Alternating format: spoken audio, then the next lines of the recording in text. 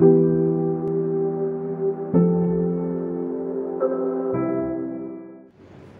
morning, teachers and all students at home. Before we start our teaching learning process online, let's come to God and listen His message.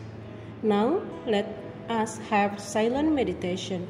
Mari mengambil saat teduh sejenak, mempersiapkan hati dan pikiran kita untuk mendengarkan firman Tuhan. Amen.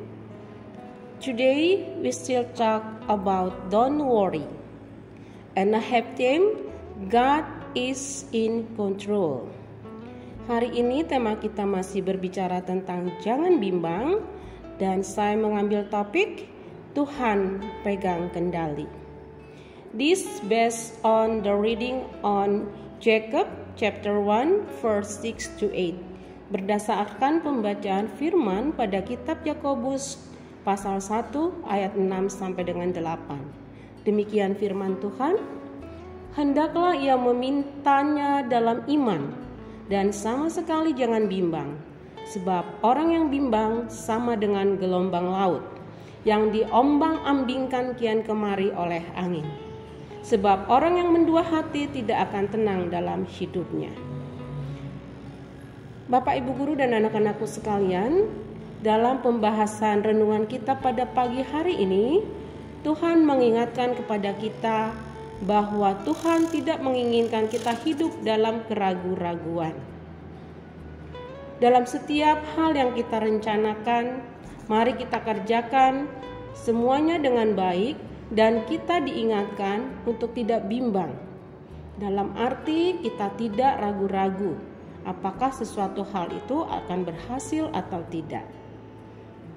Untuk itu kita harus melibatkan Tuhan dalam setiap rencana-rencana kita di dalam kehidupan kita, sehingga keberhasilan dan kesuksesan menjadi bagian dalam kehidupan kita. Bapak, Ibu guru dan anak-anakku sekalian, Alkitab mencatat 5 hal mengenai arti kebimbangan.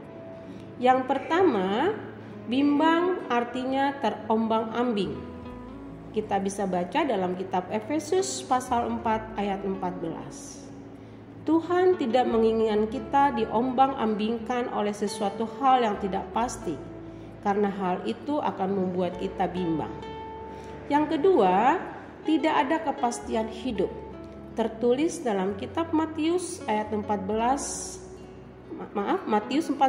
ayat 24. Kita tidak akan terbebas dari suatu angin sakal atau permasalahan kehidupan selama kita masih berada di dunia ini. Angin sakal diartikan mengenai berbagai-bagai persoalan kehidupan. Dan Tuhan tidak mau jika kita tidak memiliki pengharapan di saat kita dalam permasalahan kehidupan. Yang ketiga, tidak ada tujuan. Yehezkiel 34 ayat 5 sampai 6. Yang keempat, tidak akan mendapat sesuatu, tertulis dalam kitab Yakobus pasal 1 ayat 7. Dan yang terakhir, yang kelima, kurang percaya, Matius 14 ayat 31. We will get miracles when we are close to God, so that there is no reason for us to hesitate. And the Bible records that God hates people who are indecisive. Mukjizat akan kita dapatkan pada saat kita dekat kepada Tuhan, sehingga tidak ada alasan untuk kita bimbang. Dan Alkitab mencatat bahwa Tuhan sangat membenci orang yang bimbang. Mazmur 119 ayat 113. Indecision is a dividing wall for us to get the blessing that come from God. James chapter 1 verse 7. Hard decisions are decisions to live faithfully to God, even though when we face problems, we don't know whether God is helping us or not. Kebimbangan merupakan tembok pemisah untuk kita untuk mendapatkan berkat-berkat yang berasal dari Tuhan. Yakobus 1 ayat 7. Keputusan hati merupakan keputusan untuk hidup setia kepada Tuhan. Walaupun di saat kita menghadapi masalah, kita tidak tahu apakah Tuhan sedang menolong kita atau tidak. Jika kita tidak bimbang, berarti ada dua hal yang kita miliki. Kita memiliki iman. Dan yang kedua, kita dibenarkan oleh karena iman. God's guarantee if we don't hesitate. The first one, God will lead us to victory. The second one, we victory through Jesus Christ. Jaminan Tuhan jika kita tidak bimbang ada dua hal. Yang pertama, Tuhan akan membawa kita pada kemenangan. Yesaya 41 ayat 10. Dan kemenangan itu kita peroleh karena Yesus Kristus. 1 Korintus ayat 15 ayat 57.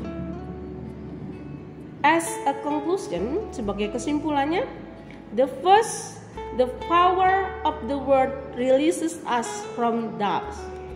And the second one, faith is the key to us receiving God's blessings. Kesimpulannya ada dua tentang firman Tuhan pada pagi hari ini.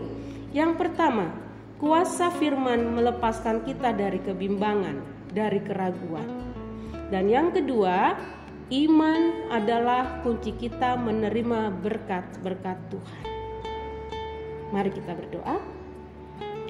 Ya Bapa, Engkaulah tumpuan iman dan harapan kami saat ini dan selamanya. Pandanglah anak-anak-Mu yang sedang dalam kebimbangan. Berilah kekuatan agar tidak goncang dan jatuh. Terangilah hati kami, agar kami dapat mengambil keputusan yang sesuai dengan kehendak-Mu dan kembali melangkah dengan yakin dalam tuntunan tangan kasih-Mu. Amin. Stay safe and healthy. Good luck. Jesus Christ our God bless us.